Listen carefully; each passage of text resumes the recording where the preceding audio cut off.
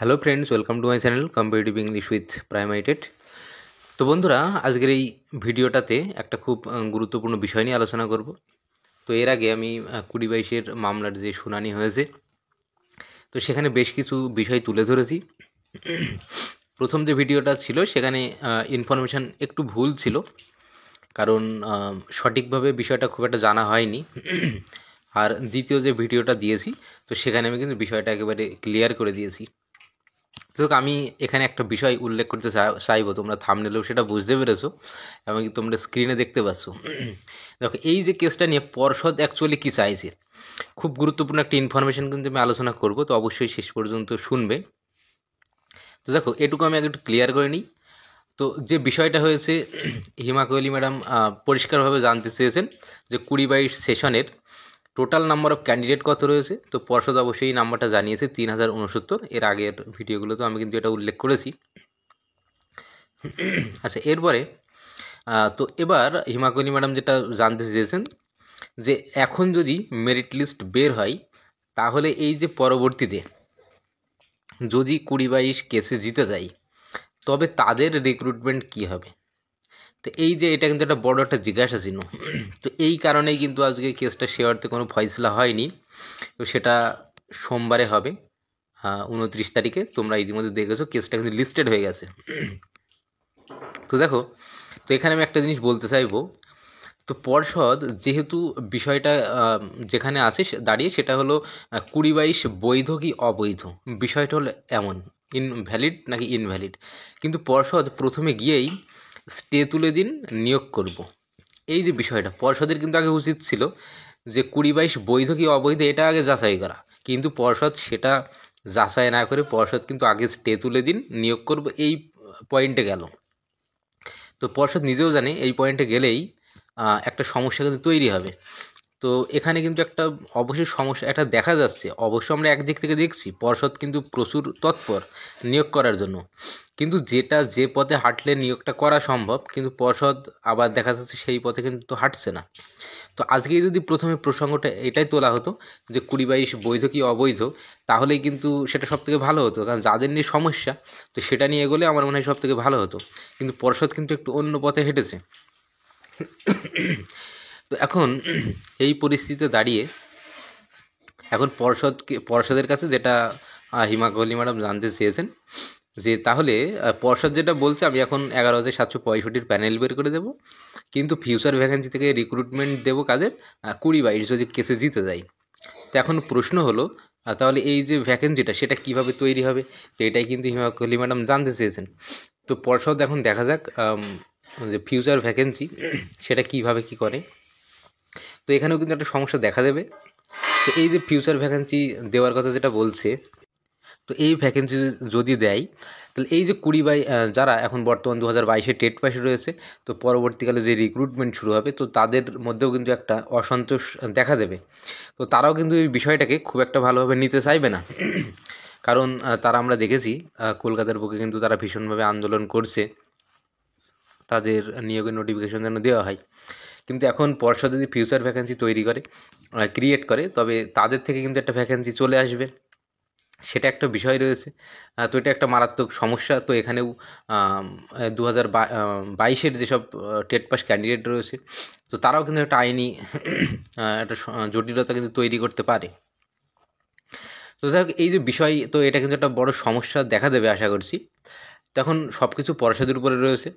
তো পর্ষদ যদি চায় নিয়োগ করতে, তাহলে অবশ্যই সদর্থক ভূমিকা আশা করছি দেখাবে। তো বড় একটা সমস্যা যেটা দেখা দিল সেটা হলো, পর্ষদ যদি নিয়োগ এতই করতে চায়, তাহলে 20-22 বৈধ কি বৈধ না, তো সেই বিষয়টা নিয়ে কিন্তু পর্ষদের আগে ডিবেট করার দরকার ছিল। কিন্তু সেটা না করে ব্যাপারটা কিন্তু অন্য রকমভাবে সূচনা করেছে। তো যাই হোক, তো এই বিষয়টা যেহেতু তারা তেমন সেরকম করেছে, সেটা নিশ্চয়ই তাদের কোনো প্ল্যানিং রয়েছে। তবে এই মুহূর্তে দাঁড়িয়ে পর্ষদ কিন্তু চাইবে এই যে 11,765, তো এখান থেকে কিন্তু ভ্যাকেন্সিটা কেটে রাখার, কারণ নতুন করে ভ্যাকেন্সি ক্রিয়েট করা সেটা কিন্তু একটা সমস্যার ব্যাপার হয়ে যাবে। সেটা নতুন করে আবার সরকারের সঙ্গে আলোচনা, তো সেখান থেকে নিউ ভ্যাকেন্সি আবার একটা মানে পাস করানোর বিষয়, একটা সমস্যা কিন্তু থেকেই যাচ্ছে। তবে যেটুকু মনে হচ্ছে পর্ষদ কিন্তু এখানে একটা ট্রিক খাটাবে। এই যে 3069, তো সেটা হোক বা কিছুটা কম হোক, এই ভ্যাকেন্সি কিন্তু পর্ষদ অবশ্যই 11,765 থেকেই কেটে নিতে চাইবে। তো এখানেই এই জায়গাতেই যারা 2022-এর রিক্রুটমেন্টে যারা পার্টিসিপেট করেছে, তো তাদেরকে কিন্তু এখানেই সচেতন হতে হবে। অবশ্যই সিনিয়র ভালো মাপের উকিল নিতে হবে। তো কোনোভাবে যেন 11,765 থেকে একটা ভ্যাকেন্সিও যেন না কাটতে পারে 2022-এর জন্য, তো সেই দিকে কিন্তু খেয়াল রাখতে হবে। তা না হলে যদি এখান থেকে ভ্যাকেন্সি কেটে নেয়, তাহলে কিন্তু অনেক চাকরি প্রার্থী তারা কিন্তু বঞ্চিত হবে। এতদিন ধরে তারা অপেক্ষা করলো, কিন্তু সেই অপেক্ষা করেও ভালো ফল কিন্তু আসবে না। তো এই বিষয়টা কিন্তু খুব কঠোরভাবে দেখতে হবে।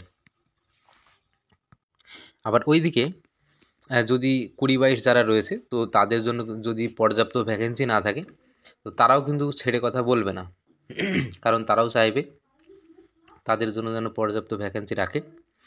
তো এখন দেখা যাক, এটাই দেখার পর্ষদের, যে পর্ষদ এফিডেভিট অর্থাৎ লিখিতভাবে তো পর্ষদকে অবশ্যই জানাতে হবে।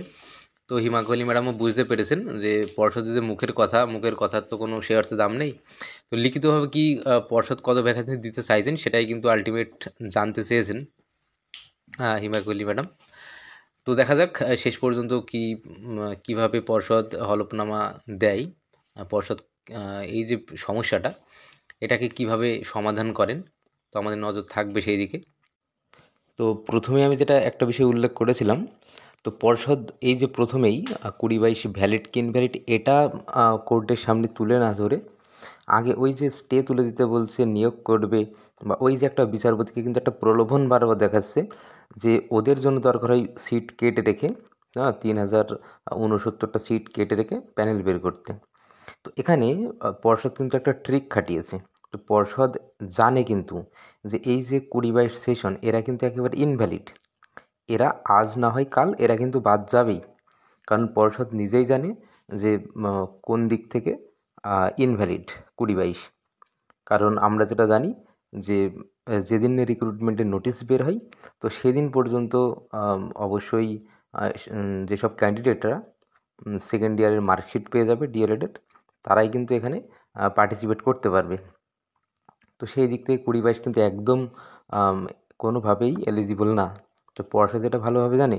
পর্ষদ যদি মনে করে পর্ষদ কিন্তু 2022-কে একেবারে অবৈধ ঘোষণা করতে, ইলেগাল ঘোষণা করতে পর্ষদের কিন্তু কোনো মানে 1 সেকেন্ড সময় লাগবে না, এমন একটা বিষয় কিন্তু পর্ষদ ইচ্ছা করে চাইছে যে ওই সিটটা কেটে, মানে বিচারককে প্রলোভন দেখাচ্ছে, বিচারক যদি রাজি হয়ে যায় ওটাতে, ওই সিটটা কেটে যদি বলে হ্যাঁ তোমরা রিক্রুটমেন্ট করে দাও, হ্যাঁ এই সিটটা কেটে রেখে, তো পরবর্তীকালে পর্ষদ জানে যে 2022 কখনো জিতবে না। তো যখন জিতবে না, তাহলে ওই যে 3069টা সিটে কোনোভাবেই কিন্তু পর্ষদের আর রিক্রুটমেন্ট করতে হবে না। এইটা কিন্তু পর্ষদ একটা ট্রিক খাটিয়েছিল। তো সেই ট্রিক খাটিয়েই কিন্তু পর্ষদ এটা করতে চাইছে। তবে এই প্রলোভনে কোনোভাবেই কিন্তু পা দেওয়া যাবে না। বিচারক নিজেও কিন্তু পা দেয়নি। এজন্য সত্যি মানে একদম মানে গ্রেটফুল থাকতে হবে বিচারক হিমা কোহলির কাছে। আর এ প্রসঙ্গে যারা 2022-এর রিক্রুটমেন্টে আছে, তাদেরকে আমি অবশ্যই কর্ডিয়ালি রিকোয়েস্ট করব, তোমরা অবশ্যই পরের দিন সুপার সিনিয়র অ্যাডভোকেট তোমরা অবশ্যই নামাবে, অবশ্যই প্রয়োজন রয়েছে। কোনোভাবেই যেন 11,765 থেকে 3069 যে সিট 2022-এর ওটা যেন না কাটা হয়। পর্ষদ সেটা বুঝবে কোথা থেকে সিট দেবে। আর অবশ্যই 2022-দেরও বলবো, তো তোমরা অবশ্য কোনোভাবে রাজি হবে না, পর্ষদ তোমাদের জন্য একদম উপযুক্ত ভ্যাকেন্সি রাখলে তবেই উচিত এই যে স্টে, তো সেটাকে তুলতে দেওয়া বা মেনে নেওয়া। অবশ্যই 2022-এর জন্য যদি সেইভাবে ফিউচার ভ্যাকেন্সি তারা যদি এফিডেভিট দিয়ে যদি পর্ষদ যদি দেখাতে পারে, যদি রাখে, তাহলে অবশ্যই সেক্ষেত্রে ঠিক আছে। আর বারবার যেটা বলবো, কোনোভাবেই যেন 11,765 থেকে ভ্যাকেন্সি না কাটা হয়। তো যাই হোক, এই বিষয়গুলো অবশ্যই আলোচনা করলাম। আশা করছি তোমাদের জন্য কিন্তু অনেক বেশি ফলপ্রসূ হবে, খুব উপকারী হবে আলোচনাগুলো। তো এটাই কিন্তু যেটা মনে হচ্ছে যে বিষয়গুলো আলোচনা করলাম, এটাই কিন্তু পর্ষদের মূল উদ্দেশ্য। তো যাই হোক, পরবর্তীকালে অবশ্যই যেসব খবরগুলো পাবো অবশ্যই আলোচনা করব। তো তোমরা অবশ্যই ভালো থাকবে। আর একটা বিষয়, এই মুহূর্তে আমার যেটা মনে হয়, 2022-এর রিক্রুটমেন্টে যারা পার্টিসিপেট করেছে তো তাদের অবশ্যই উচিত পর্ষদে গিয়ে পর্ষদ সভাপতির সঙ্গে কিন্তু দেখা করা এই মুহূর্তে, পর্ষদের গতি প্রগতি কী, এবং অবশ্যই 2022 স্টেট পাসীদের কিছুটা হলেও একটু প্রেশার ক্রিয়েট করার প্রয়োজন আছে পর্ষদের উপরে। ইভেন তারা আবার পথে নামবে, এই যে একটা হয়তো একটা মানে ভয়, একটা ভীতি প্রদর্শন করা, এটারও একটা প্রয়োজন আছে বলে আমার মনে হয়। তো বন্ধুরা, আজকের ক্লাসটা এখানেই শেষ করছি, আবার দেখা হবে পরবর্তী ক্লাসে। ততক্ষণ সবাই ভালো থাকবে, ধন্যবাদ।